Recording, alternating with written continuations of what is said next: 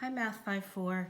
This is the video for lesson 108, which is located on page 499 in your textbook, and it's scheduled for April 6th, Monday, April 6th. So, a little bit of review. When we did lesson 106, which was just last week, we had problems similar to this one that said it was they called it an expression. If A equals LW, and in this case that means, but since they're side by side with no symbol between them, that means to multiply them. So if A equals L times W, then what is A when L equals 8 and W equals 4? So we just had to take and we wrote that down, that expression, and then we plugged in the numbers that we were given. So we know L was 8, and we know W was 4. So A equaled 8 times 4, which is 32. And that was our answer. We're going to be doing the same thing today, just maybe a few steps further. And instead of calling them expressions, they call these formulas. So we're going to be learning some new formulas. In fact, in your book, let me pull this up. This is I'm on page 500 of your book, and there is a chart right here that says some common formulas. So these formulas are in your book. For the area of a rectangle, you see the formula is length times width. We've talked about that before. The length of one side times the width of the other gives you the area of the rectangle. Remember, area of the rectangle is to cover the rectangle. Perimeter is if you want to walk your way around the outside of the rectangle. Like for example, if I was going to do this rectangle here, if I'm walking around the edge of this rectangle, that is the perimeter. If I'm covering this rectangle in little bitty squares and have to figure out how many squares I need, that's the area. So the area of a rectangle is length times width. Then we have the area of a triangle, and then let me read this to you. So it's the area, the A stands for area, equals the length of the base, and see they're written, the B and the H are written side by side with no symbol between them, so that means multiply. So the length of the base times the length of the height, and then we see the fraction bar, which in this case means divided by 2. So whatever you get when you multiply those together, divided by 2. We're going to do some examples. I'm just trying to explain the different formulas to you before we dive into them. Okay, this one is for perimeter of the rectangle. Remember, perimeter is I'm going to take a walk around the edge of my shape. So the perimeter is, and it's written a bunch of different ways here, but it means the same thing. 2 times, and then remember when we have parentheses, we do our parentheses first. So we would add the length of this rectangle to the width of this rectangle, and that would cover what's in my parentheses, and then we'd multiply it times 2, and that would give us our perimeter. Another way to write this is 2 times the length, so 1 times the length, 2 times the length, plus 2 times the width gives me the whole perimeter, and we'll talk more about that in a minute too. Area of a square, so again the A equals area equals the side, the S stands for side, side squared. So remember, in a square, all the 4 sides are equal. And if area is length times width, then the length of one side times the length of another side is going to be the same number, right? So if it's 4 inches around, if each side is 4 inches, it'd be 4 times 4 to give us the area of the square. We'll do some more of those. Perimeter of the square would be 4 times the length of the one side. So let's go through and look at some examples of these. I wanted to make sure that we understood that those formulas are there for you to use and what they meant. So let's look at the area of a triangle. Okay, the area, let me make sure I'm on the screen. Good, okay. And I like to draw a little triangle right there so I know what I'm doing my area of, equals, on page 500, it tells me that it is base times height divided by 2. Okay? So, if my base equals 6 inches, I'm just going to abbreviate my inches in IN. My height equals 4 inches. And that's what I'm given. And I'm told to find the area of the triangle. So I have to start out with this formula. That is a given and it's not going to change. That is the area of the triangle. And that's what it's always going to be. So I can start with that formula and then I can begin to plug in what the problem has given me. What are my givens? So I'm going to rewrite area of a triangle. And then I know, and this is just like we did on lesson 106, okay? Now we're plugging in what it has given us. That's all we're doing, okay? So it might seem a little scary because we're dealing with formulas that deal with area and things like that, but it's not. You have done this before in lesson 106. It's just taken it to a different step. So you can do this. So the B, remember, means the length of my base, which it tells me is 6 inches. The H is the height of my base, which tells me is 4 inches. I'm going to put I need to put a multiplication sign in between them so you can see it. I'll put it in a different color. There we go. 6 inches times 4 inches because they're side by side with nothing between them. So you multiply them, divided by, and it gives me the 2. So now I have all these pieces plugged in and I can work with it.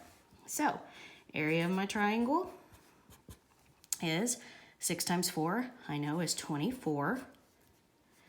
And I know I'm going to divide that by 2 because of the divisor bar here. It's a fraction bar, but it also can mean divide. So the area of my triangle, I know 24 divided by 2 is 12. And remember, in area, it's inches squared. Okay? And that's your answer. Now, if they had drawn this triangle, and you know, I've told y'all many, many times how bad I am at drawing, but I'm going to give it a try so you can see what that looks like. Okay, so let's say they drew this triangle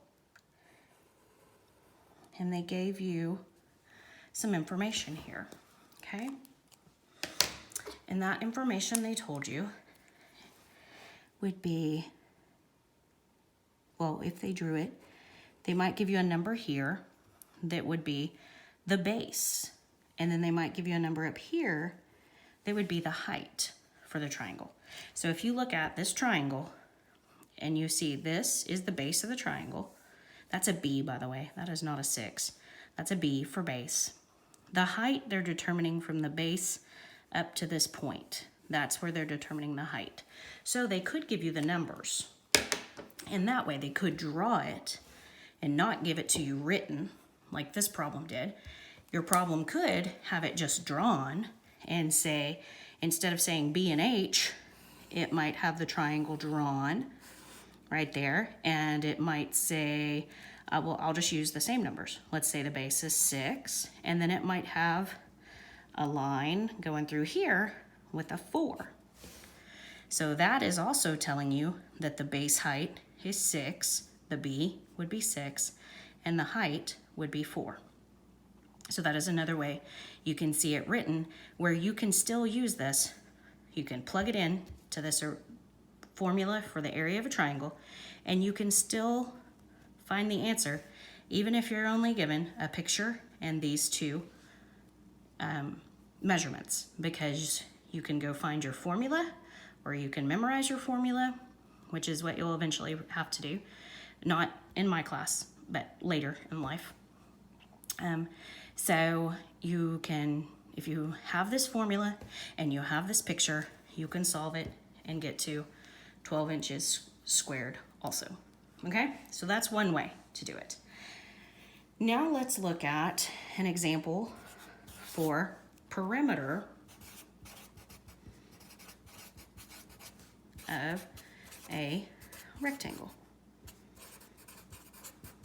Okay, So let me move my thing up a little bit. Okay, so you might be given the rectangle drawn and the dimensions will be written on the rectangle, okay? Or it could be written out for you, but let's start with written on the rectangle. So I go back to my formula sheet here on page 500 and find perimeter of a rectangle equals, and then I can use either one because I'm going to end up with the same answer.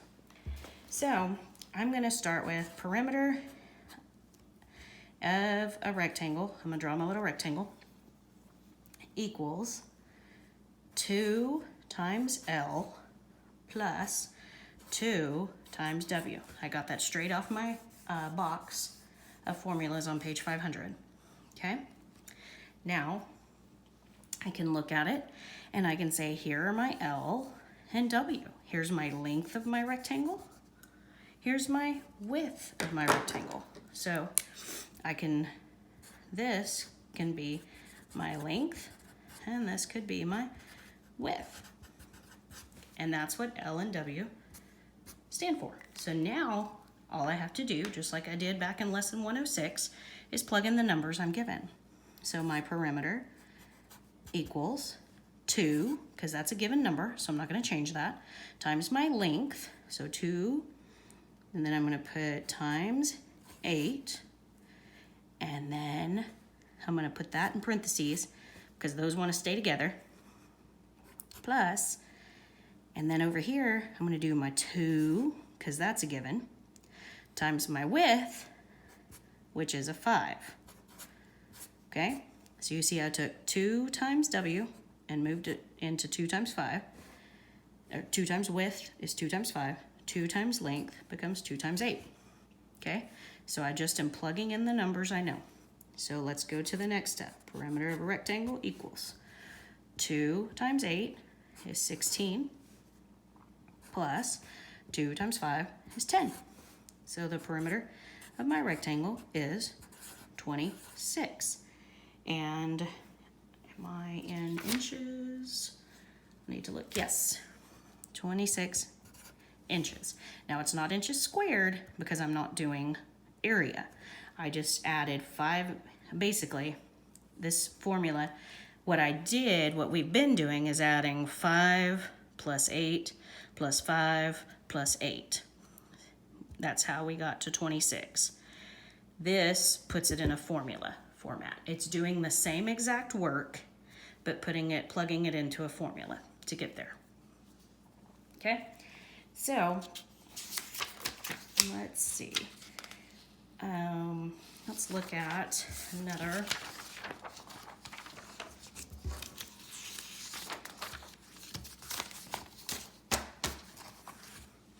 So if I have let's do a square one real quick, okay?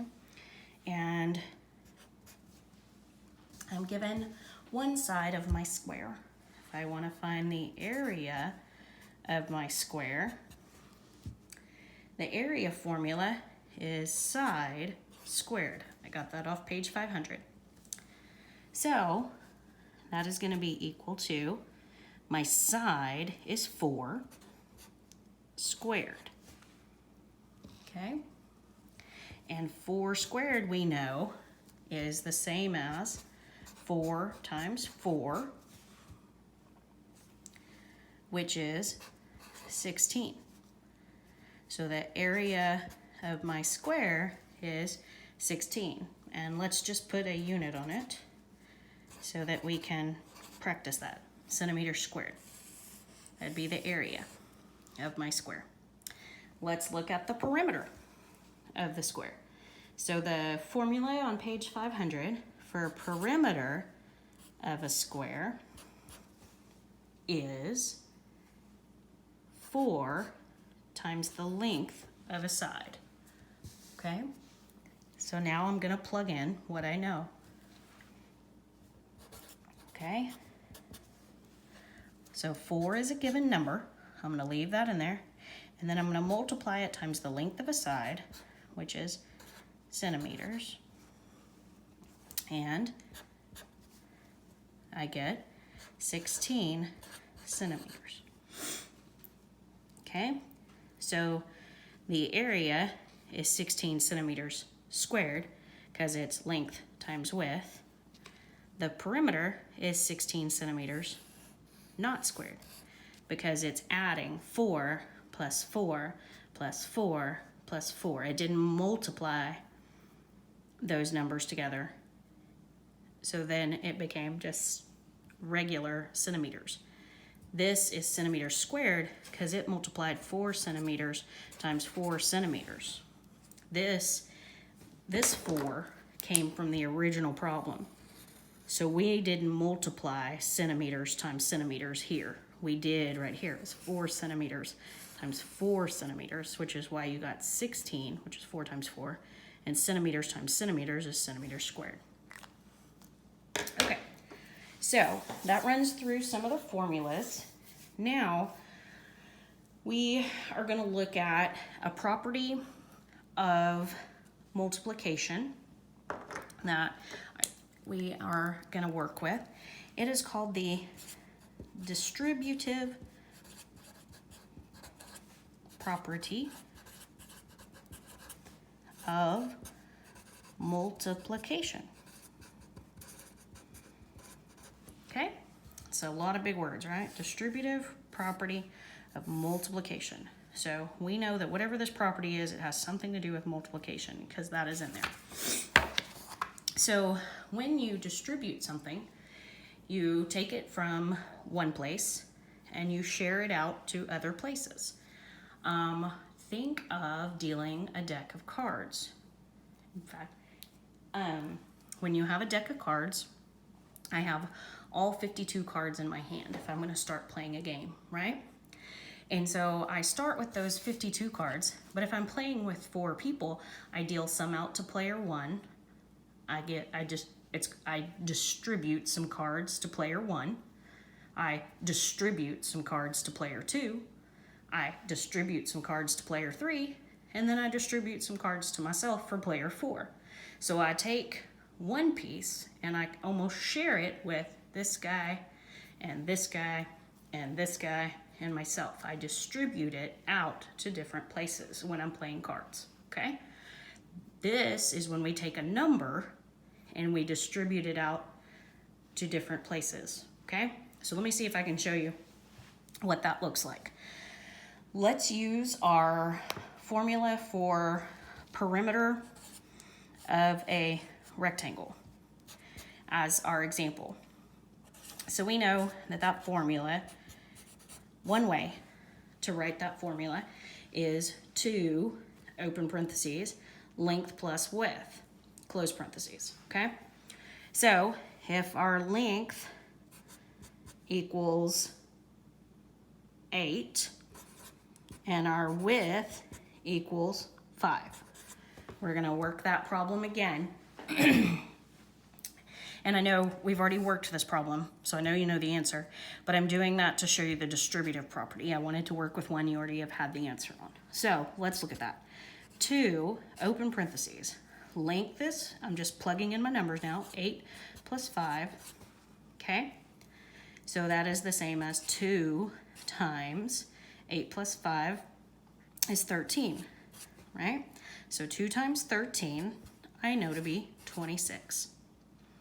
All right, so we have solved it. That is good. We know that we're right because we got that before. Now let's look at the distributive property and how, let's first solve it the other way, which is 2L plus 2W. This is the one we did before.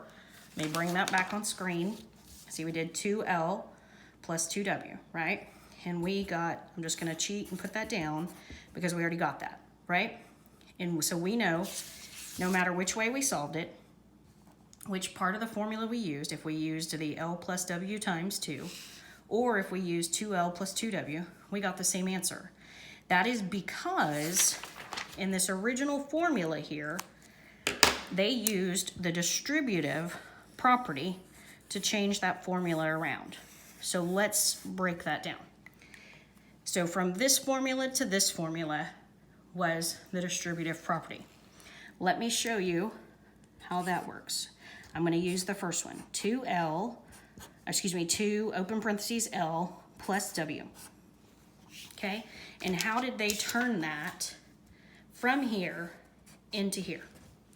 Well, what they did, when you change that formula around, what you do is you are taking this 2, just like it was your original deck of cards, and you're distributing it, passing it out to others. So this 2 first gets distributed to the L. Excuse me. So we have the 2 times the L. They get grouped together first. And 2 times L becomes 2L, because we don't know what L is right now. So you distribute it there first. So it took some of this 2, and it gave it, like if these were card players, the dealer took some of the 2 and gave it to, took the 2 and gave it to player 1. And next, he's gonna bring this down. He's gonna take this 2, and he's gonna give it over here to player 2. So he's gonna take the 2 and bring it over here with the W. So the 2L plus W, the first part he did was he grouped these 2 together, took the 2 and gave some to the L. He distributed the 2 to the L, handed out the 2 to the L. Then he took the 2, he just brought down the plus sign, and then he took the 2 and he handed it out to the W also. So 2L plus 2W. So that is what the distributive property does. So let's put some numbers to this, and other than the ones we've already done, okay? So if, let me get a new sheet of paper. So if we're gonna have a problem in our work, it's gonna look like this. And it's gonna call out the distributive property to multiply.